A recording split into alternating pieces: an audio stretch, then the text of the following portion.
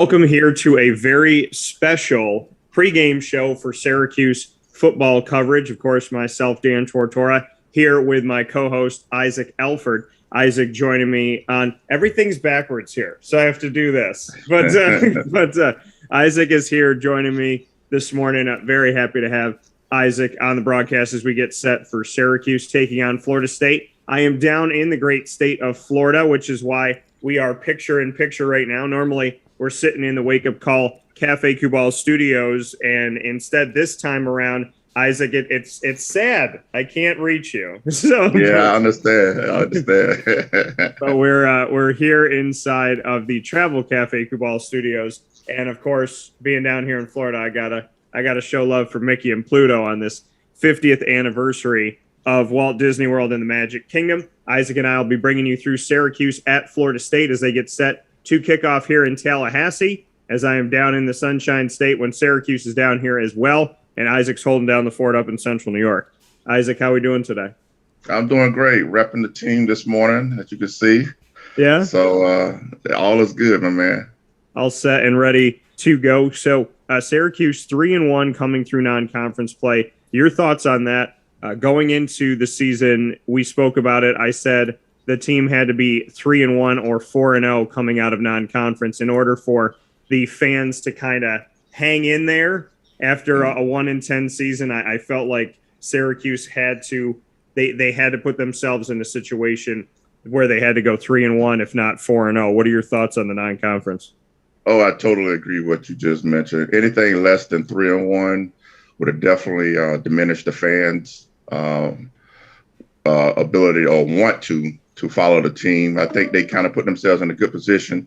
Although, I think they will love to have the Rutgers game just because of proximity, and might have understood the Liberty if that was a loss. But all in all, definitely they had to get 3-1 just to start to start the conference off because, the ACC Atlantic Division still is no joke. I don't care, even if you got an 0-4 Florida State team. We know the type of athletes they have down there in that program. So the team knows, and definitely hopefully we can get off to a good start today. Yeah, in Florida State, speaking of getting off to a good start, they have done the opposite. Florida State started off the season where you thought that this was a team that could potentially be a contender because of the fact that they were in a situation where facing off against Notre Dame at home in Tallahassee, they forced overtime. They lost the game 41-38. The mentality was that this Florida State team could be a force to be reckoned with Notre Dame being ranked in the nation's top 10. We've talked about before how, Notre Dame is always going to get put high because of their history and whatever, like reasons that have nothing to do with the season. And so Notre Dame being in the top 10 at the time of play, they forced overtime against them. Also, an interesting note here, Florida State pushed Notre Dame to the brink, lost 41-38 in overtime, and that's despite the fact that quarterback Jordan Travis threw 3 interceptions in that game. So what are your thoughts on that? I mean, it seemed like if they're going to push Notre Dame to the end here, force them into an extra period, and even throw 3 interceptions and barely lose, what does that say about, I guess now, what does that say about Notre Dame that Florida State almost beat them despite the fact that they had made a bunch of mistakes as well, throwing those 3 picks? Because in that game, I looked at it from the sign of, Florida State has definitely improved from last season. But now looking at how they played since then, what does it say about Notre Dame even that Jordan Travis can throw 3 picks and the team can lose by just 3? Exactly. It says more about Notre Dame because, Florida State almost, like you said, they crept back into that game, tied it up just to take it into overtime. And, Notre Dame gets all the notoriety for having all the best athletes and, whatever they do is no wrong. But yet a Florida State coming off a down year was able to take those guys to overtime, was really close to finishing the game off. So, again, it shows that Florida State has that fight still in them, even though they lost a couple of close games. Only the one game that they lost that was really, to Wake Forest, it wasn't close. But, Notre Dame, the shine of Notre Dame ain't the same what it is or what people want to make it to be. To be in the battle, with Florida State to that level, because most people would think Notre Dame was going to come down there and maybe rout Florida State. And here we go talking Notre Dame in the top 10 and maybe creeping up into the top 5. Yeah, and that's the thing. I mean, I think for Florida State, it made me feel good about what the Seminoles were doing. And then to see how they played after the fact, it made me look at Notre Dame and say, okay, well, what does this say about you, Notre Dame? Because this team really hasn't been able to hold its own since then. They went on to play Jacksonville State, and this was a game I had circled on the schedule this season because if you watched the game last year, despite the fact that the score may not show it at the end, Jacksonville State came into Tallahassee and played Florida State very tough and made me very concerned about that. This time around, I don't know what defense they must have been playing in a Brian Ward defense because it was wide open, no prevent, nobody back there, normally when you're playing up against a team and you're beating them and they got a last second Hail Mary heave, you send everybody to the back line and you're just there to tip the ball up, intercept it, whatever.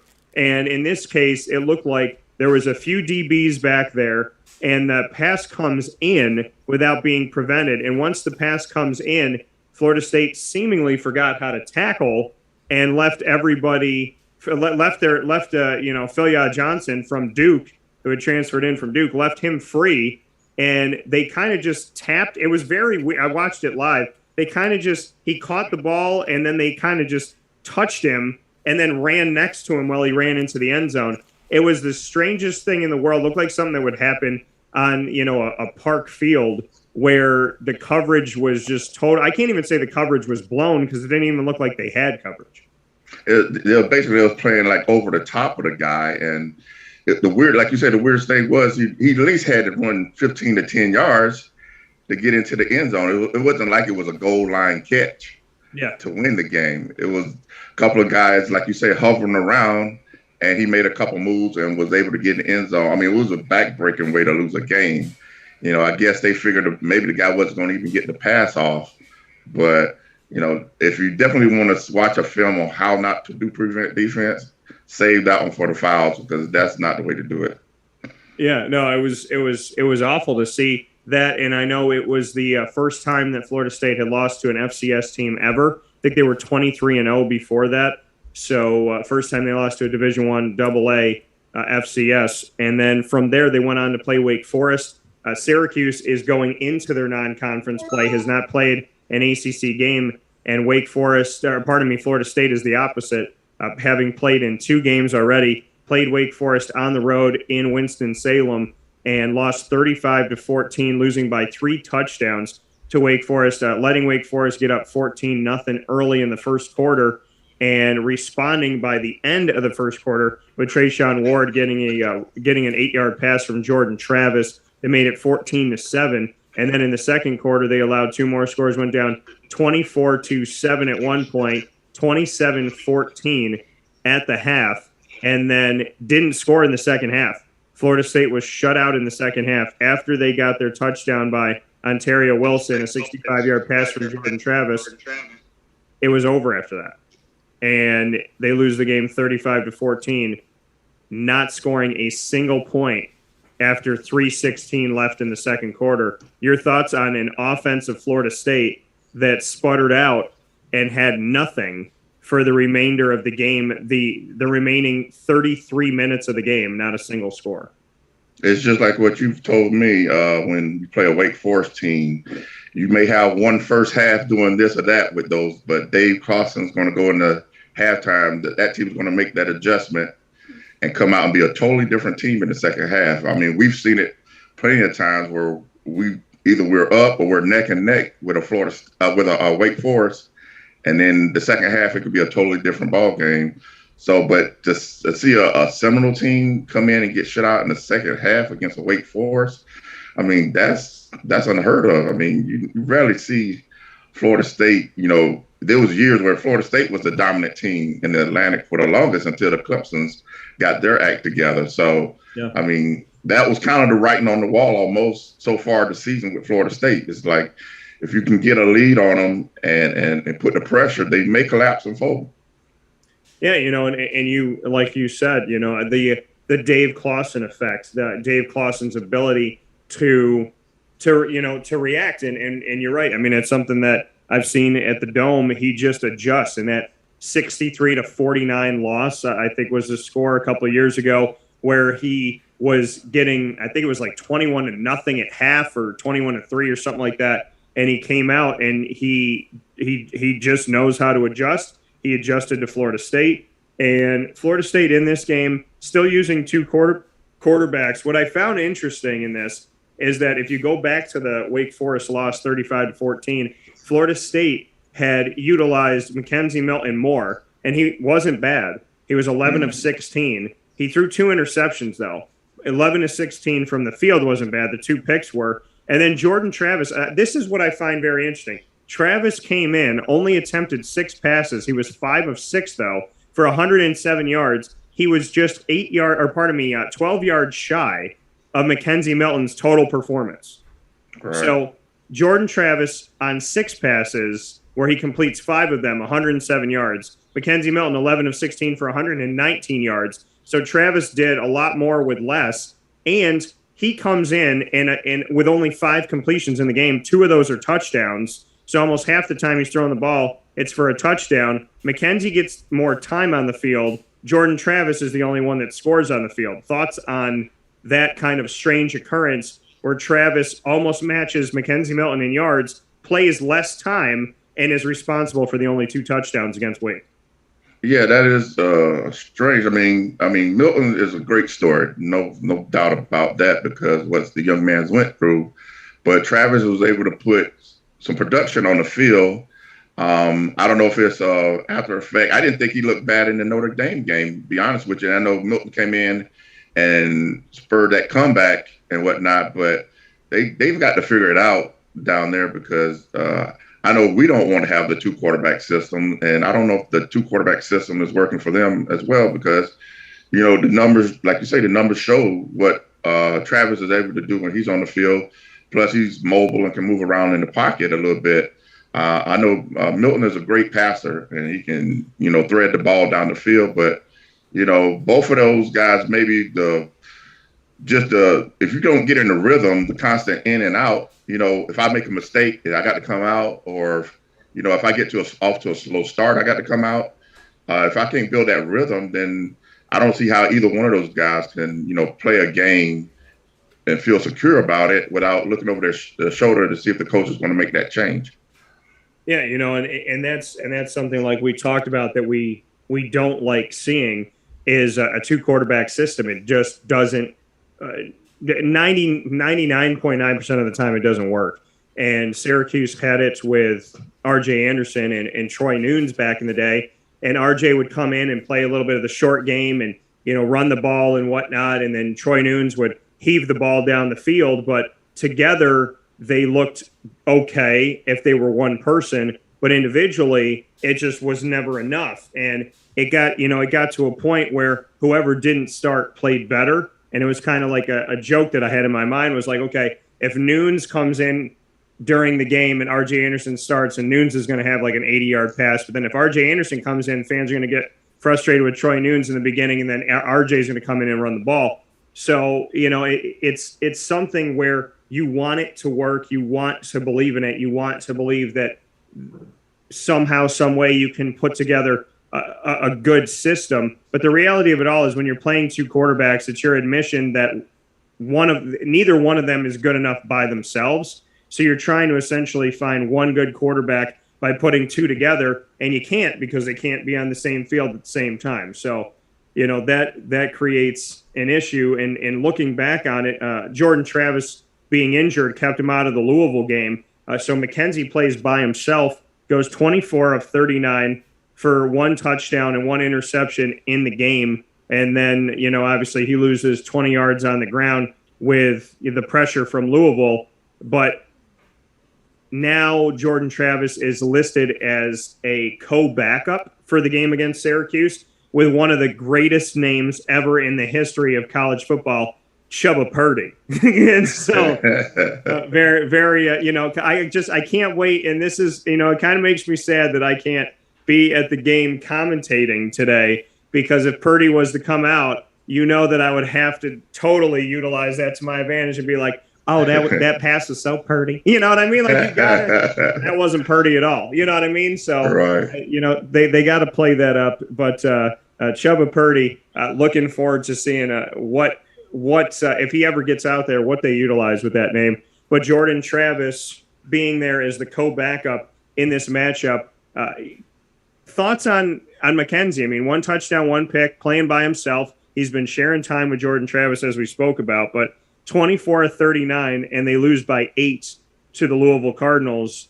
Did you see something good out of that? I mean, it's not fantastic numbers, but they at least play Louisville close and play them to within 8 points, and they were able to score in the second half. They outscored Louisville in the second half 10-0. So really it was the blunders of the first half. They gave up 17 points in the first quarter, 14 in the second, and then just couldn't find a way to come back in the second half completely. But the defense shuts out Louisville in the second half, and they score 10 points. So there is some positive signs here. What did you think of a McKenzie Milton-led team where there was no sniffing of Jordan Travis, like right on his shoulders waiting to come in? Yeah, I mean, that opportunity, they gave him the time to be able to play the whole game. But again, the first half was almost they got down again, and then it forced them to throw the ball. As you said, his stats, he threw about 30-something times. I don't know if they really want that kind of ratio, if that's the balance looking with the kind of running backs they got. But when you're down by 18 already to Louisville, and you had no choice, the numbers are okay. I'm pretty sure they could be a lot better if the time. But again, you know, when a defense knows that you're going to drop back and pass all the time, sit back and wait for that. You know, if you're not, it's just not an element of surprise or something. If you're not mixing it up, then that's just going to put a little bit more pressure, as you can see in the yard sacks and stuff like that. So I definitely think he had his opportunity, and he'll get better as you go along. This is his first trip through the ACC, so he's going to make those adjustments, and teams going to make adjustments based on what he's doing also. So he did fairly well. I mean, it wasn't the greatest game. We've seen better games out of it. You know, at least it was a start for him. Yeah, you know, and one of the things when we look at bringing up how the defense had shut out Louisville in the second half, I want to make a note here of the sacks that have happened in these games. In all but one game, Florida State has been outdone on sacks that they've gained as opposed to those that they've allowed. Against Notre Dame, they allowed 5 sacks and they got 4. And then against Jacksonville State, they allowed none and they had 5. And then 3 and 3 with Wake Forest, and then sacked 6 times by the Louisville Cardinals and only getting 1 sack. So defensively on the other side of it. So to see that, I mean, looking at sacks gained versus sacks allowed, this season they have allowed 14 sacks, and the team has put together 13. But you take out that Jacksonville State game where they had 5 sacks and didn't allow any, and it's a lot different here. And you're looking at the fact that they gave up 14 sacks to Louisville, Wake Forest, and Notre Dame combined, and they only amounted 8 on their side. Yeah, definitely. I know we talked about coming into this season with a Syracuse offensive line. Want to know what they've done. I think so far Syracuse has given up like 8 sacks, I believe is the stat. But to see Florida State's team struggling, giving up 14 sacks so far, you know, that means, hey, our defense have an opportunity to go into this game, hey, to add a little bit more pressure. You know, if their quarterback is not as mobile as he could be, you know, we can't sit back and let them dictate to us what we're going to do on defense. We got to be an aggressor in this situation because, as you just said, they have a little weakness in their line. So we need to exploit that and go after those guys also. Yeah, you know, and Syracuse has done that. You know, they have attacked in this 3-3-5, and they have been effective, and they've been able to do some really good things. And so I think it's important for them to definitely attack early. We've seen this defense for Syracuse through the first 4 games really get some personality and to start to develop itself. I asked going into the game this week, I asked linebacker Jeff Canarku if he felt like the defense has a personality right now, and he said that he does. And he can see a difference in the defense from last year. He can see a difference in the team from last year. And that's, they've evolved in a more positive way. And so that's been huge for Syracuse as they get set to take on Florida State. And you would like to hope that when they take on Florida State, that they're going to continue to push and attack because, this is a team that really does feed off of that. I mean, Josh Black, McKinley Williams, Curtis Harper, as well as Kingsley Jonathan, Caleb Okechukwu, Cody Roscoe. These guys have been very, very involved in attacking, and their sacks this season, they do have 8 sacks. They had 6 against Rutgers. This looks – I'm looking at this right now, and I think that this is wrong. It's saying that there was only 1 sack against Liberty. That can't be right. No, that definitely can't be right. And this is coming from Syracuse, update your website. This wrong. Oh, okay. It's opponents. It's opponents. That's my mistake.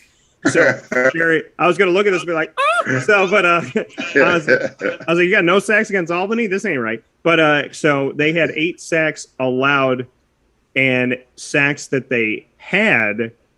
Syracuse, very different here. So Syracuse has allowed 8 sacks, and they've gotten 18. They had none against Ohio in a win. They had 4 against Rutgers, 8 against Albany, and 6 against Malik Willis and the crew there for Liberty. So Syracuse definitely better in the sacks gained versus the sacks allowed, only allowing 8 sacks so far this season. And looking back on it in the sacks that they allowed this season, it's one of those things where obviously they need to change games like the Rutgers game where they allowed 6, but allowing none against Albany, 1 against Ohio, 1 against Liberty. Those are some, good numbers for Syracuse that they're not allowing people to sneak through, because in the last 2 seasons, they've been in a really bad place, being last in the country in sacks allowed last year at one point and last in the country the year before, and how many times they allowed their quarterback. So in sacks allowed, Syracuse has been the worst offensive line in the nation in 2019 and 2020 at certain points. So to come in this season and be protecting their quarterback a little bit better as they're still trying to figure out the center, right tackle, and right guard position, it's good to see that even though there's work to be done and work to be had, and the right side of the line still needs to be figured out, they're still stopping and preventing better than they did last year and the year before. And when you read off those stats, that made me think about a lot of the adjustments that happened so far in this beginning part of the season, because, Service moves from tackle to back center. And then also, as you saw, like the pressure that Rutgers put on, now we have a question. So, because we probably want to need somebody that's a little bit more mobile, can maybe escape the pocket and avoid some of those sacks. So you could kind of see the coaching staff reading those numbers and starting to make some of the decisions. Okay, if this situation is not working for player X or whatever, let's play and tinker with what we have, because they have the ability. They have the people on the roster that you can make those adjustments with. And that was something that, this team didn't really have, because due to injuries and what may not, you just had to roll the dice and go out with what you had. So it's good to see that they made that adjustment, just reading the early stats and what other opposing teams were doing to them, and, kind of reading the tea leaves, say, hey, okay, if we stick with this formula, we already see the writing on the wall, because player such and such is going to go or susceptible to more sacks. So I will say, hey, let's see how it goes. And I like the just putting Service back at center and rearranging the line. So we'll see where it goes in this game, because I always say the game is won in the trenches also. Yeah, George O'Leary said that to me a long time ago when he was coaching UCF. He said, the game is built from the inside out. Mm-hmm. It's built from the trenches. It's built from the offensive line, defensive line out. And any coach who doesn't know that is not going to win a championship. He's like, you might as well not even coach football if you don't understand that it's built from the inside out. But you said read the tea leaves, which made me think of Drake's Certified Lover Boy, where he said, try to get the Earl Grey on me. And the only tea you're going to get from me is for the walk of shame. So I just had to throw that in there today. But looking at Syracuse, 3-1, coming off their win over Liberty, a 35-yard field goal by Andre Schmidt as time was expiring at 24-21. Your take on Garrett Schrader's first ever start, which ended up being his first ever victory, as he gets the win for Syracuse, 77 yards passing, 53 yards on the ground, and Syracuse takes care of business. Sean Tucker scores once again. He has become a phenom in this, and Syracuse. There's a underlying thing of why Syracuse, in my opinion, is 3-1 right now. But what are your thoughts on Garrett Schrader's first win in his first start? I think he came out and did exactly, hopefully, what I ain't gonna say exactly, because there's of course his past game has something to prove, but the coaches came out aggressively in that game. First play of the game, we see he tried to go deep to Alford down the field when he didn't connect. But hey, I think the young man is a lot better passing than what he showed in his first game. The team came in, they stuck to the run game, which is going to be important. That's the recipe for this team being successful, is sticking behind that O-line, giving Tuck the ball, let him run it, and then play action off of that. I thought Schrader did well. He read option, he, like he said in the press conference, he kind of tinkered with it and ad-libbed on that touchdown he did in the game. So I think he brings that factor of, hey, I can throw it, but if you bring pressure, I can definitely throw it. But if you sit back and give him time, I think he'll show a lot better in the passing game. Or Syracuse just got to adjust and do more hot reads or whatever the case may be with the receivers. Yeah, I think people that are worried that Garrett Schrader isn't going to be able to pass the ball, I think they need to calm down on that a little bit. I think they need to realize that, this was a game where you go with what's working. You always go with what is working. And what was working was the run and attacking them on the ground. And, so you pass where you need to pass, but if you don't have to pass, then you condense the clock by running the ball. You put yourself in a good position. If you can run the ball successfully, you're getting down the field, you're crunching, you're just chomping big chunks. I mean, it's like having a giant chocolate chip cookie. You're biting huge pieces out of it, like Cookie Monster, or you're taking little crumb niblets off of the thing. Mm-hmm. When you're crunching, I mean, Dino coming into this team, he's taking little crumbs when he comes to Syracuse. Like, let's play for 37 seconds on offense. Let's play for 15 seconds. Let's play for a minute on offense. No, when you want to take out the giant cookie, you have to run the ball. And Syracuse has been running that ball and taking a bunch of time off the clock. They've been successfully getting down the field. Sean Tucker's been showing the world who he is and putting himself on the map. He showed 21 NFL team scouts that were there to watch Malik Willis and whatnot. It showed the NFL what he's about. And so, that's definitely been great for him. But I think, this is something that I talked about over and over and over again. Syracuse needs to run the ball. I've said it for years. I said this is their identity. This is who they've always been. I said if they threw everything out, if they threw out Orange is the New Fast, if they took everything that they've been saying and just threw it in the garbage and said, you know what, we're just going to be the team that's like, we're RBU. We're gonna be RBU. That's what we're going to focus on now.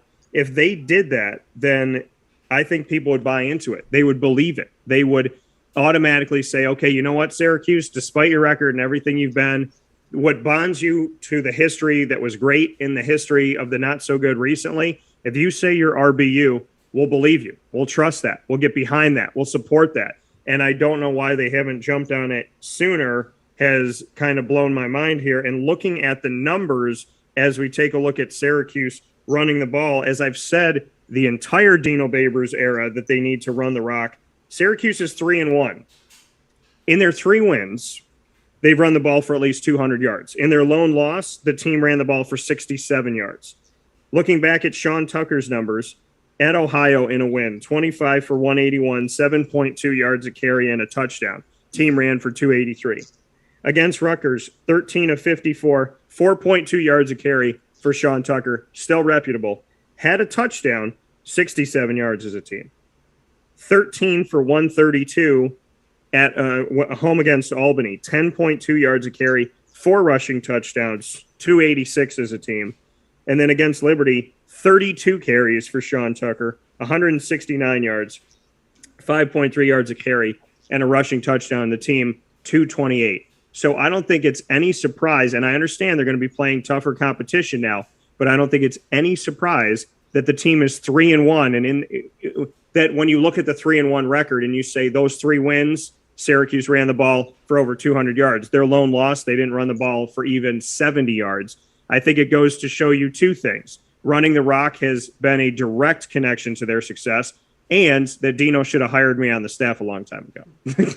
He definitely should have hired you on the staff a long time. But that's why I love what you just did, because that was my next point. In all the 3 wins that Syracuse has, Sean Tucker ran for 100 yards. The long game that he didn't get the 100 yards was against Rutgers. And that game wasn't really out of stretch. It was 0-0 going into halftime. When Rutgers did score, Syracuse immediately came back on the next possession to score 7 to tie the game.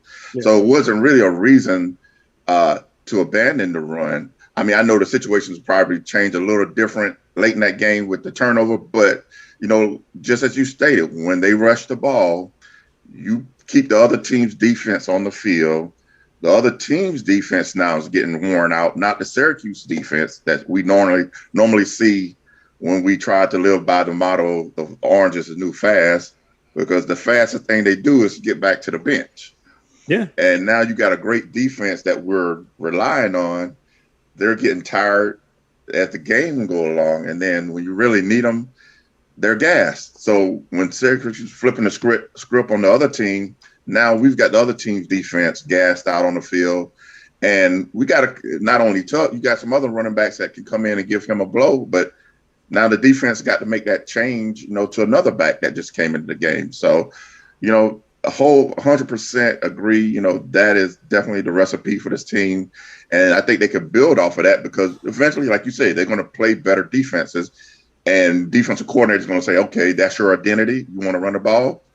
Okay. And if you can do it, that breaks the will of that defense. And now if they can't stop you from running the ball, I mean, that's the best thing about watching football, when a team knows what you're going to do and they can't stop it. So they're going to make that adjustments. And if Syracuse can then play off of that, a couple passes over the top because, too many people are in the box, then, everybody want to see that. Yeah, and I think the thing is, if Garrett Schrader can be successful in passing the ball, this team's going to be extremely dangerous. Mm-hmm. Because if their identity is becoming the run, and they stack the box, and he drops back, and he's got good accuracy, good zip on the ball, and he can get it there in time, then we're looking at a team that it's going to be really hard to stop. So I think the best thing for this team is if Schrader can prove that he is a strong passer, then all of a sudden it's, because they can get to the quarterback, they can sack the quarterback. Josh Black has been effective. Like I said, Josh Black, Cody Roscoe, a lot of these guys have been effective. Cody Roscoe has more than passed his total for sacks all of last season in just the first few games. And he has more, I think he has at least 4.5 sacks right now in 4 games. So he's got more than games played. And so, and Caleb Okechukwu, what they've been able to do, Michael Jones in recovering fumbles, Caleb in recovering fumbles.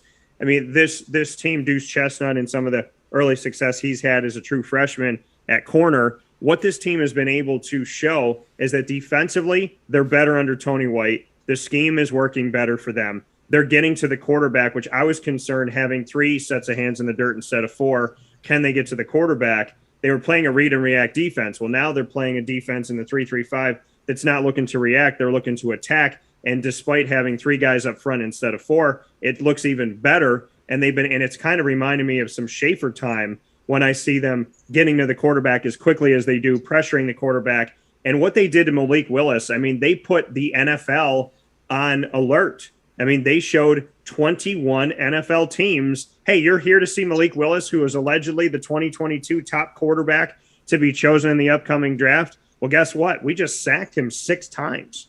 So, I think, and that was the best they played against a dual threat quarterback in over a decade. So I think I think Syracuse, definitely put on for the city. Shout out Young Jeezy, and did what they needed to do to really get themselves feeling good, boost their confidence, boost how they are going into ACC play. I think it was a perfect response, and I think with the defense playing better and running the ball well, that used to be Syracuse's identity: smash mouth defense, run the ball down your throat. So if they're going to get back to that, after I talked about it and talked about it and talked about it and talked about it and talked about it, if they're finally going to do it and they win and they go to a bowl game, then, I just want my royalty money. That's all I want. Where's my money? Pay my man. That's all he said. Yeah. I told you, I was like, what I think Marlo Wax said to Malik Willis, I thought he said, blank, you pay me. That's what I thought he said. Exactly. This team's got, but it's nice to see that the defense has some personality. Sean Tucker, in the stats that I read, he has scored a rushing touchdown in every game this season. He already has 7 touchdowns this season on the ground. And we know that he could catch the ball and run it. He had a 72-yard play from Garrett Schrader. And so, for me, it's just about using him wisely. Now, Rob Drummond, good friend of mine, he put out the alert, being a former running back, saying they are using him too much. He said, 25 carries, 13, and 32 most recently. He wants to see him maybe between 15 and 20. He said if you use him like they did with 32 carries against Liberty, he's going to burn out. He did admit that he got injured on that play, that he was down on the ground, but he was able to bounce back up and have some life. What are your thoughts on the fact that Sean Tucker has been a huge part of their rushing success? He has been the catalyst for it. You take him, basically, it's plain and simple. You take him out of the numbers here in any one of these games, and Syracuse ran for 102 yards against Ohio instead of 283. They ran for 13 yards against Rutgers if you take out his 54. They ran for over 100 against Albany. So in that, I think it was 154 without him. And then the 169 that he had against Liberty most recently here, they would have only gained like 60-something yards on the ground without him. So outside of the Albany game, they look like nothing without him. So obviously they have to be smart about how much they utilize him and that they don't overuse him. Yeah, that's wise. Listen to the former players. They've been in that game and they know. And that's exactly what I kind of agree and I think about too, because Sean Tucker's a young kid, man, and that workload is going to, like you say, it's going to burn him out if you're going to do that through the conference season. And it also kind of make me think about not to bring bad news to the pregame, but Jarvin Howard making the decision to leave, because I thought he would have had his opportunities, because you can't run Tuck that many times through a conference season. And so those guys that's behind them, you didn't get your turn just yet, but it was going to come. And hopefully the coaching staff will be smart and they don't give too much to Tuck. Not saying he can't handle it, but anything over 25 carries a game, it's a little too much, especially in a physical game, and as we get into conference play, it's really going to get physical. So all your backup running backs that you got on your roster, they're going to get their time to go in and spell Sean Tucker and hopefully produce, because that's just the more guys that you can bring out behind that offensive line. Now the defense and defensive coaches got to prepare. You can't just assume, okay, Tuck's in the game, now they're running the ball. So if everybody can spread out the rock and produce, that'll be more beneficial for the team as a whole. But, Tuck, so far he's showing he can handle it. But, I wouldn't want to see him get overused also. Yeah, and statistically, looking at Syracuse, Sean Tucker is way ahead of running the ball. 83 attempts is more than anybody. The closest to him is Garrett Schrader with 30, 53 attempts behind. And then we look at Tucker's 536 yards rushing. The closest to him, also Garrett Schrader with 97. He's more than 400 yards behind Sean Tucker in this. And so looking at that, what he's been able to do. And, we see Jarvion only had 7 attempts. Abdul Adams has had 12 attempts for 54 yards. That's Sean Tucker had 13 for 54 in the game against Rutgers. Abdul's had that in 4 games combined, 12 for 54 here. Cooper Lutz, 10 for 38. So, we definitely have to see a little bit more coming through. But, yeah, you brought up Jarvion Howard. I wanted to make sure that he had actually left, because you see reports and you hear this, and I don't trust other people's sources. If they're not my source, I don't know who it is. Mm-hmm. And so, I spoke to left tackle Matt Bergeron and asked him clearly, I said, hey, how are you dealing with one of your brothers leaving? And he said, oh, man, obviously you wish Jarvion the best, and it's hard to lose a brother. But he had made this statement of, wherever he goes, he's going to be a great weapon. So, Matt telling me, yeah, he's gone. So, and if you look on the depth chart for this week, they still have Jarvion in the return game, but they took him off the running game. So kind of ironic. I'm like, could he return in the return game? But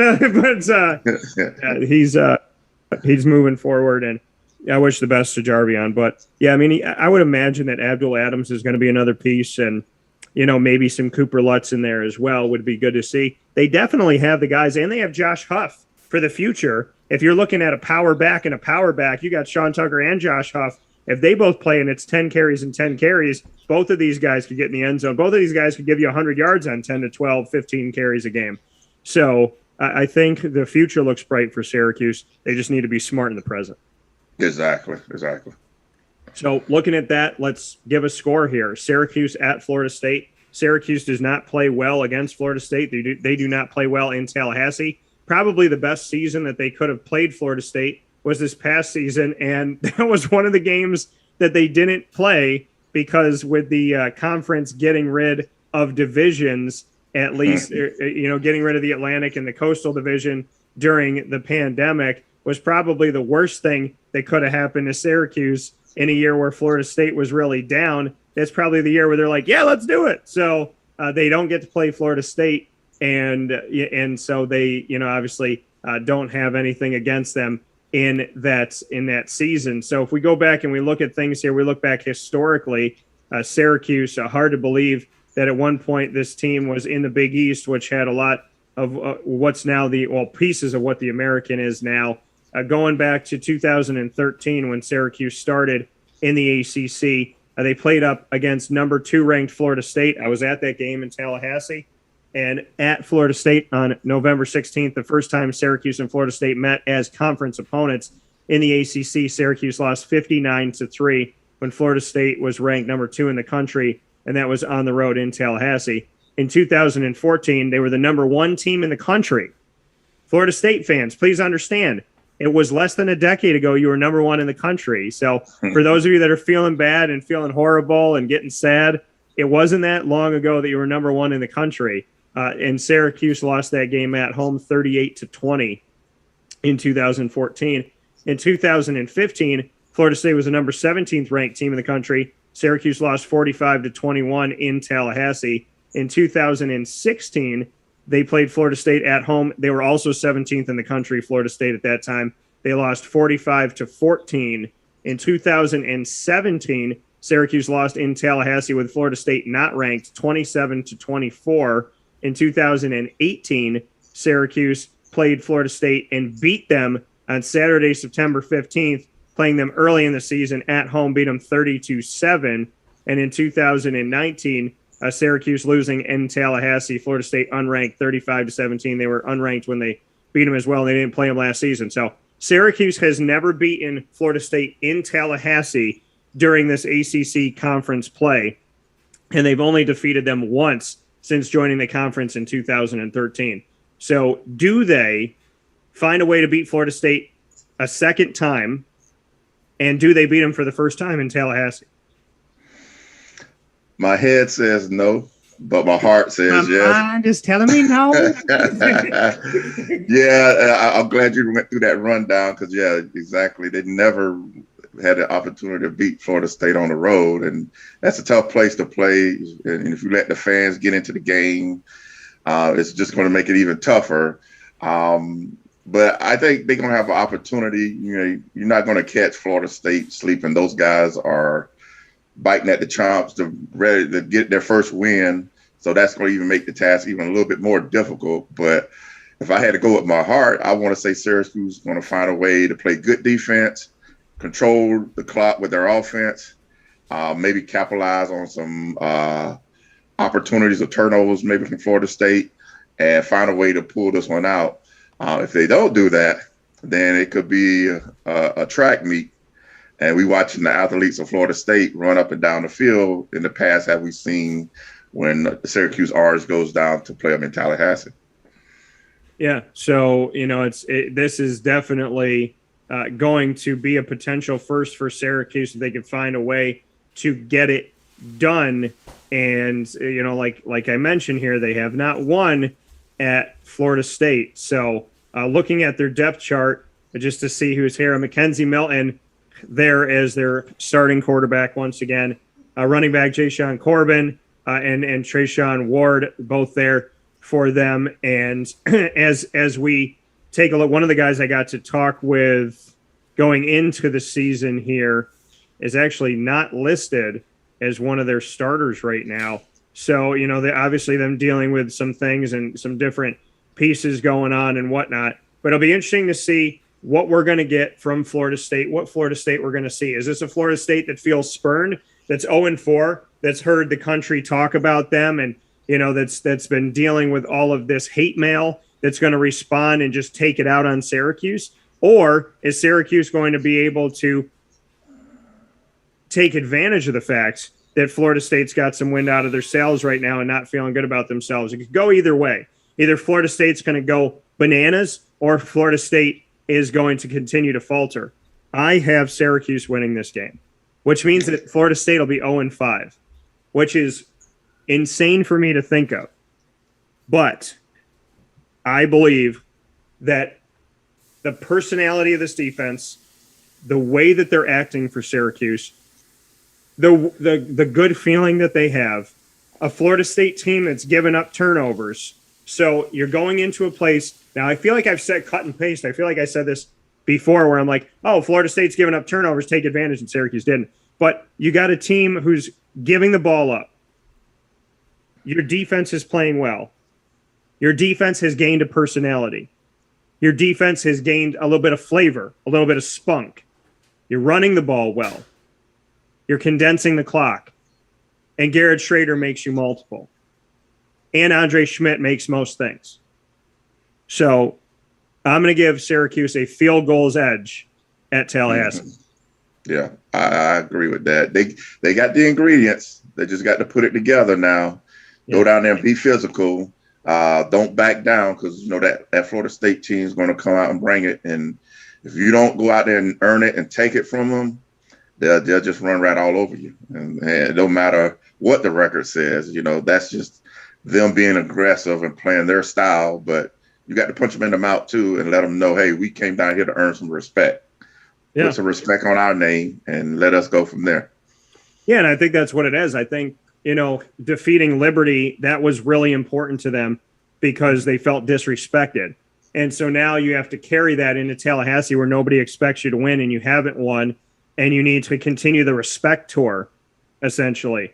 I want to thank Cafe Kubal as well as Carvel DeWitt, Ma and Pa's Kettle Corn and Popcorn Factory, K9 Camp Dog Daycare, the Wildcat Sports Pub, Millhouse Market, Progressive Dental, Avicoli's, K9 Campground Dog Boarding, PB&J's Lunchbox, Chick-fil-A Cicero and Chick-fil-A Clay, Honda City of Liverpool, Mother's Cupboard, the Lemoyne College Dolphins, Pizza Man, Victory Sports Medicine and Orthopedics, all of our Central and Upstate New York partners, and, of course, my alma mater of Marywood University, those Pacers. Want to thank you all for being a part of the show. I want to remind you all that you can watch and listen to Wake Up Call with Dan Tortora every Monday through Friday in our normal hours of 9 a.m. to 11 a.m. Eastern Time on Facebook.com/WakeUpCallDT, Facebook.com/LiveNowDT, YouTube.com/WakeUpCallDT, and listening worldwide on MixLR.com/WakeUpCallDT and WakeUpCallDT.com. And, of course, search us in the archives after that on TuneIn, Spotify, Stitcher,